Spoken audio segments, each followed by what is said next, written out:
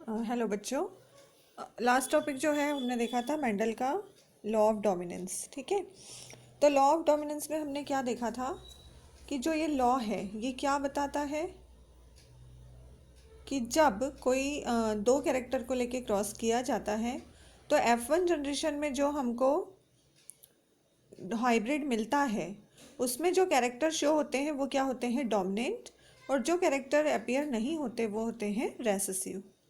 ठीक है, when homozygous individual with one or more sets of common contrasting characters are crossed, the character which appear in F1 hybrid are dominant and those are not appear in F1 generation are recessive।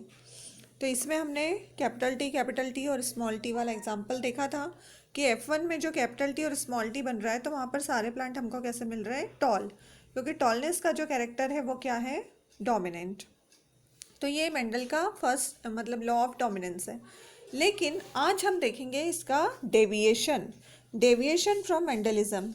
यानी Mendel ने जो laws दिए थे, second law जो है law of independent assignment का, वो हम डाईहाइब्रिड क्रॉस में देखेंगे।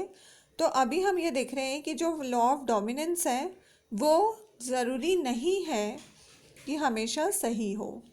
तो ये जो कॉन्सेप्ट था कि ये डेविएट हो सकते हैं, इस पे पूरी स्टडी की थी बैटसन ने, और उन्होंने देखिए कि क्या बताया इसमें। उन्होंने बताया इनकम्प्लीट डोमिनेंस। ठीक है, क्या बताया उन्होंने, इनकम्प्लीट डोमिनेंस। तो इनकम्प्लीट डोमिनेंस में क्या है कि जब बहुत सारे large number of cross breeding experiments have been conducted by Bateson, Correns and Tschermak, इन तीनों साइंटिस्ट ने बहुत सारे अपने एक्सपेरिमेंट किए थे।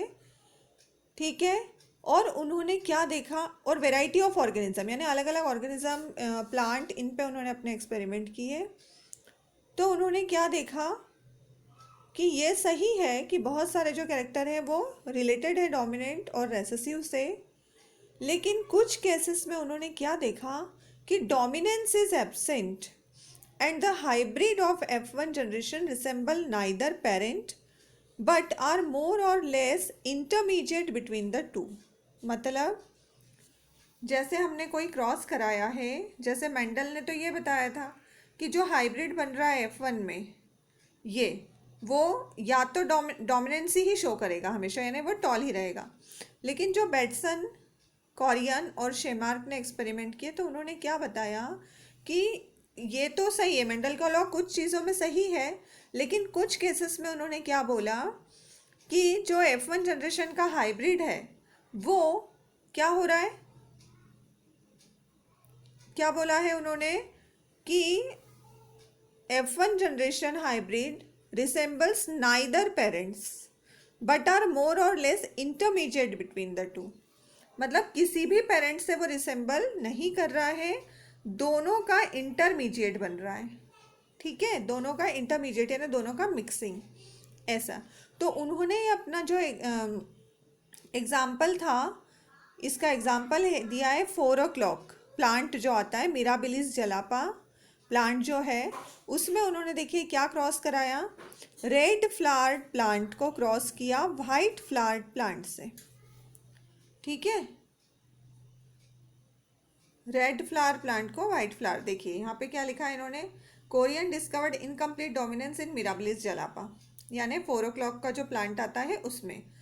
It is also called partial dominance या सेमी डोमिनेंस, इसको उन्होंने इनकम्प्लीट डोमिनेंस को पार्शियल डोमिनेंस भी बोला।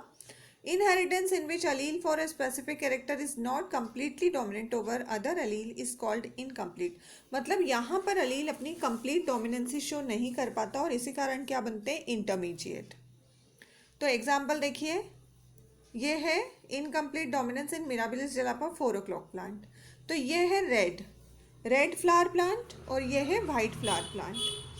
तो इसके बीच में उन्होंने क्रॉस कराया, then resulting F1 hybrid possess flower of pink colour and not red as in pea plant. मतलब यहाँ पर होना क्या चाहिए था, मेंडल के अकॉर्डिंग क्या होना चाहिए था कि यदि ये रेड के लिए हम कैपिटल आर और वाइट के लिए स्मॉल आर ले रहे हैं, तो क्रॉस में जो है वो क्या बनेगा, कैपिटल आर और स्मॉल आर। तो यहाँ पर मेंडल के अकॉर्डिंग क्या होना चाहिए था कि रेड कलर यदि अपनी डोमिनेंसी शो कर रहा है तो सारे फ्लावर जो है वो रेड होने चाहिए थे, लेकिन ऐसा नहीं हुआ और फ्लावर्स जो है वो कैसे बने, पिंक कलर के फ्लावर बने। ठीक है, this resemble one parent much more closely than the other but does not resemble it exactly. मतलब यहाँ पे क्या हुआ कि ये थोड़ा सा रेड के नज़दीक है, थोड़ा रिसेंबल उससे कर रहा है लेकिन एग्जैक्टली नहीं, इसलिए इसको उन्होंने क्या बोला, इनकम्प्लीट डोमिनेंस। और F2 जनरेशन में क्या होगा, F2 में क्या होगा कि रेड, पिंक और वाइट ये तीनों बनेंगे। ठीक, मेंडल में क्या हो रहा था, देखिए हम आगे देखते हैं। ये देखिए यहाँ पर पेरेंट्स जो है वो है रेड और वाइट। इसके लिए देखिए इन्होंने क्या लिया है, कैपिटल आर आर और डब्ल्यू डब्ल्यू। अब F1 में जो हाइब्रिड बन रहा है, F1 जनरेशन ये है, इसके गैमेट बने आर और डब्ल्यू। अब F1 में जो हाइब्रिड बन रहा है वो क्या है, आर डब्ल्यू, और इसका कलर क्या है, पिंक। ठीक है, पिंक कलर के बन रहे हैं। यहाँ पर देखिए हम हमेशा क्या लेते हैं कि वाइट के जो भी हम लेते हैं तो इसके लिए सेम, तो यहाँ पर आप डब्ल्यू की जगह स्मॉल आर भी ले सकते हो। फिर सेल्फ पॉलिनेशन इसमें कराया जैसे मेंडल कराते थे, आर डब्ल्यू के बीच में, तो गैमेट्स क्या बनेंगे, आर डब्ल्यू, और इधर भी आर और डब्ल्यू, यानी क्रॉस होगा तो यहाँ भी एक आर डब्ल्यू ले रहे हैं हम। तो अब देखिए कैसे बनेंगे, बन रहे हैं यहाँ पे, इसका क्रॉस इससे आर आर, ये पूरा रेड बना, आर डब्ल्यू ये बना पिंक, फिर ये आर डब्ल्यू ये बना पिंक, और ये डब्ल्यू डब्ल्यू तो ये बना वाइट। अब मेंडल के केस में भी सेम हो रहा था, पर मेंडल के केस में देखिए क्या लिया था हमने, ये टी टी और ये टी टी। अब यहाँ पे टी टी मतलब टोटली वो टॉल थे, तो F2 में क्या बन रहा था, T T T T T T और टी टी, ये बन रहा था। तो मेंडल में हमने क्या देखा था कि जो फिनोटिपिक रेशो था वो हमारा था 3:1, मतलब 3 थे टॉल और 1 था डॉफ। लेकिन यहाँ पे जो फिनोटिपिक रेशो है वो क्या आ रहा है, 1 रेड 2 पिंक और 1 वाइट दिख रहे हैं हमको ऊपर से, फिनोटाइप यानी एक्सटर्नल अपीयरेंस।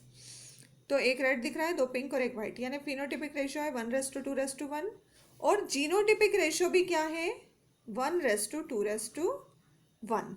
ठीक है, क्योंकि जीनोटाइप भी देखिए, एक का डबल आर, एक का 2 का आर डब्ल्यू और एक का डब्ल्यू डब्ल्यू।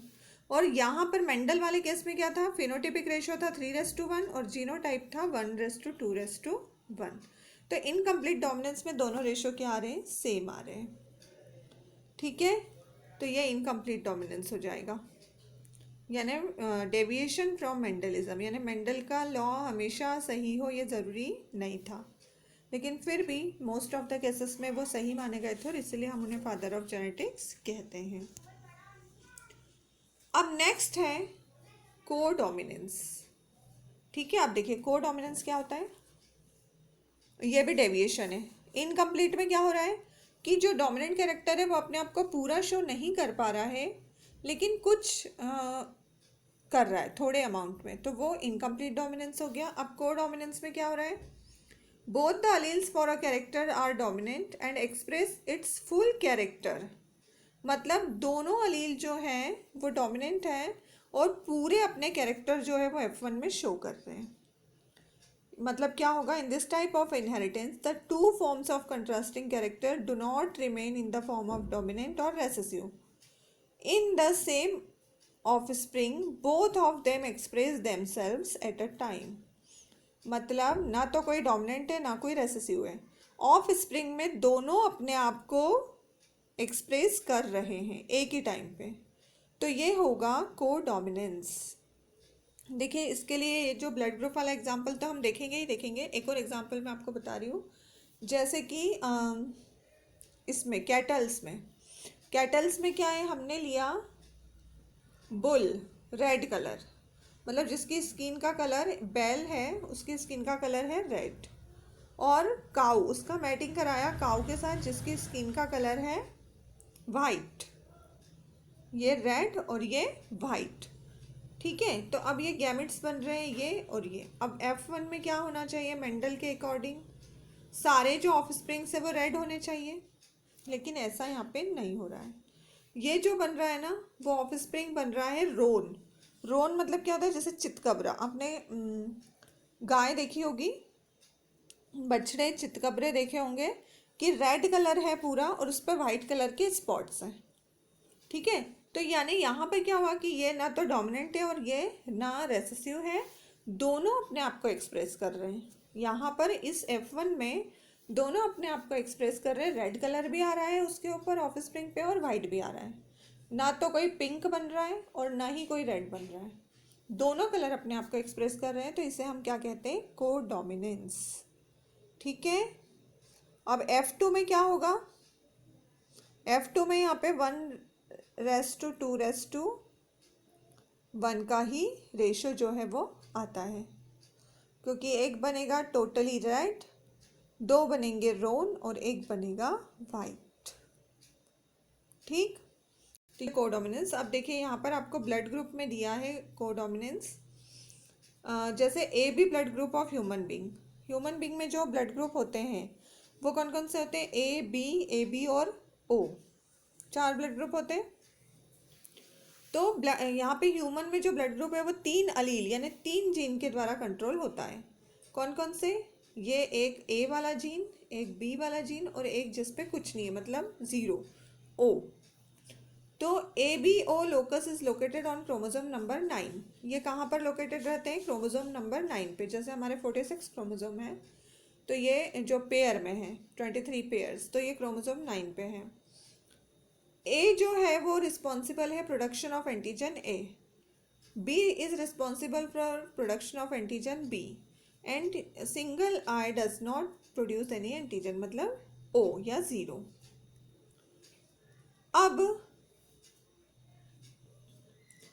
अब ये देखिए, ये जो क्रोमोसोम 9 पे है ABO जीन, ये क्या कोड करते हैं? ABO ब्लड ग्रुप को, यानी किसका ब्लड ग्रुप ए होगा, किसका बी होगा और किसका ओ होगा। तो ये जो है IA और IB आर को dominant and dominant over I, मतलब सिंगल आई पे ये डोमिनेंट है, यानी ओ वाले पे ये डोमिनेंसी शो करते हैं ए और बी। और जब ए बी साथ में मिलते हैं ना तो ए डोमिनेंसी अपनी शो करता है और ना बी अपनी डोमिनेंसी शो करता है, दोनों अपने आप को एक्सप्रेस करते हैं, और इसीलिए ये किसका एग्जाम्पल है? को डोमिनेंस का।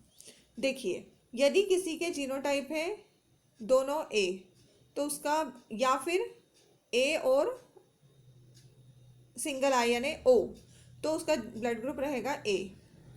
दोनों है यदि बी, या फिर बी और 0, तो ब्लड ग्रुप होगा बी। यदि ए और बी है तो यहाँ पे कोई भी अपनी डोमिनेंसी शो नहीं कर रहा है, दोनों अपने आप को एक्सप्रेस कर रहे हैं, तो ब्लड ग्रुप आएगा ए बी। और यदि दोनों सिंगल आए हैं मतलब 0 वाले हैं, ओ वाले हैं, तो उसका ब्लड ग्रुप क्या आएगा? ओ। क्लियर है ये? तो ए बी ब्लड ग्रुप जो है वो किसका एग्जाम्पल है? को डोमिनेंस का एग्जाम्पल है ये देखिए ब्लड, ये पूरा दिया हुआ है कि ब्लड ग्रुप है यदि क्रॉस दिखाया गया है कि दोनों का ब्लड ग्रुप यदि ए और ए है, तो उसके पॉसिबल जीनोटाइप क्या होंगे और उसका पॉसिबल फिनोटाइप क्या होगा। दोनों का ब्लड ग्रुप ए है तो या तो क्या होगा कि दोनों में बिल्कुल कैपिटल है और इधर भी ए वाला है, तो ब्लड ग्रुप ए ही आएगा, फिनोटाइप भी आएगा। या फिर हो सकता है कि जो एक पेरेंट है उसका ब्लड ग्रुप है, देखिए एक का मतलब या तो ये है और इसका क्रॉस भी इसी के साथ हो रहा है, तो डेफिनेटली ए ही आना है। अब दूसरे वाले में क्या होगा कि हो सकता है पहले वाले का ये है और दूसरे वाले का ये है, मतलब सिंगल आए, ठीक है, तो भी ए आएगा। फिर क्या होगा, और क्या हो सकता है कि इधर भी मतलब ये इसकी जगह पर भी यहाँ सिंगल आए, देखिए ये क्रॉस भी हो सकता है, तो भी पॉसिबिलिटी है ए बनने की।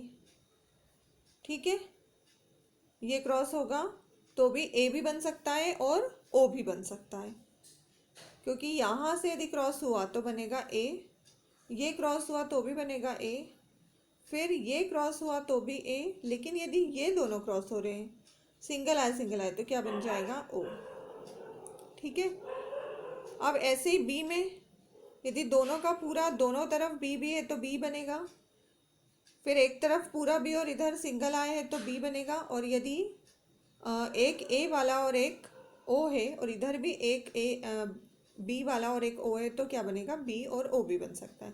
लेकिन जब दोनों का ब्लड ग्रुप ए बी है तो ब्लड ग्रुप क्या बनेगा, हमेशा ए बी, और यदि ओ है तो ओ बनेगा। तो ये जो ए बी वाला है वो क्या शो करता है, कोडोमिनेंसी। अब देखिए पेरेंट और चाइल्ड का दिया है यहाँ कि यदि पेरेंट, ये दो पेरेंट है, ये मेल फीमेल आप कुछ भी मान सकते हो, कि दोनों में से ब्लड ग्रुप है ए और ए, तो बच्चे का क्या हो सकता है, ए या ओ। इधर ब्लड ग्रुप है ए और बी, तो बच्चे का हो सकता है ए हो सकता है, बी हो सकता है, ए बी हो सकता है और ओ हो सकता है। ए और ए बी है तो ए बी और ए बी, ए और ओ ब्लड ग्रुप है तो ए या ओ हो सकता है, बी और ओ बी है तो बी या ओ हो सकता है, बी और ए बी तो ए बी तीनों हो सकते हैं, बी के साथ ओ है तो बी या ओ होगा, ए बी में है तो क्या बनेगा, ए बी या फिर ए बी, ए बी और ओ है तो ए या बी बनेगा, और ओ है यदि दोनों का तो ओ बनेगा। तो ऐसे ये ब्लड ग्रुप जो है वो बन जाते हैं। ठीक है, क्लियर है ये। इनकम्प्लीट डोमिनेंस, जिसमें आपको मिराबिलिस जलापा 4 o'clock का एग्जाम्पल देना है, जहाँ दोनों मिक्सअप होकर एक इंटरमीडिएट बनाते हैं, और को डोमिनेंस यानी दोनों अपने आप को एक्सप्रेस करते हैं, कोई भी ना तो डोमिनेंट है और ना ही रेसेसिव है। तो ये हो जाएगा। अब इसके बाद हम देख रहे हैं इनहेरिटेंस ऑफ 2 जीन। कल हमने एक जीन का इनहेरिटेंस देखा था, यानी कि हमने देखा था मोनोहाइब्रिड क्रॉस। मोनोहाइब्रिड में हमने क्या देखा था कि एक कैरेक्टर को लेके क्रॉस कराना, जैसे हमने हाइट का कैरेक्टर लिया था। अब यहाँ पर हम देखेंगे मेंडल का लॉ ऑफ इंडिपेंडेंट असॉर्टमेंट। ठीक है, तो इस लॉ के अकॉर्डिंग क्या है, लॉ ऑफ इंडिपेंडेंट असॉर्टमेंट जो है वो देखिए क्या शो कर रहा है। If the inheritance of more than one pair of character is situated simultaneously, the factors or genes for each pair of character assort out independently of the other pair.